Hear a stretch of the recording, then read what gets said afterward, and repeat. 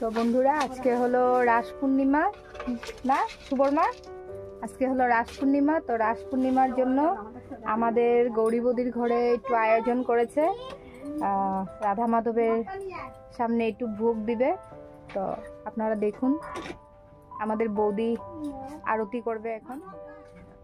তো বৌদি এখন আরতি করবে গাইস। পুচুলি একটু জল এনে দিচ্ছে, আর এই দেখুন কীর্তন করতে আছে, আমাদের মাসিমণি কীর্তন করবে, সবাই রেডি।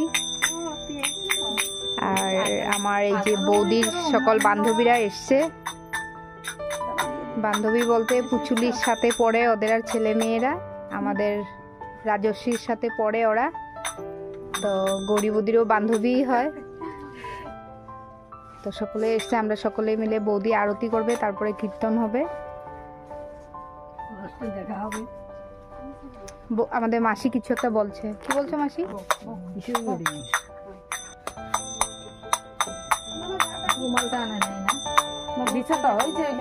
ইনি হলেন সুবর্মা। সুবর্মা না তুমি? রনিকের মা বৌদি, আর হলো এই যে সুবর্মা বৌদি, আর এই যে শুভ আর রনিক দুইজন। একটু ধামালি করলাম, তার মধ্যে আমি একটু কিছু ভুল বলে দিচ্ছি জেনে বুঝেই।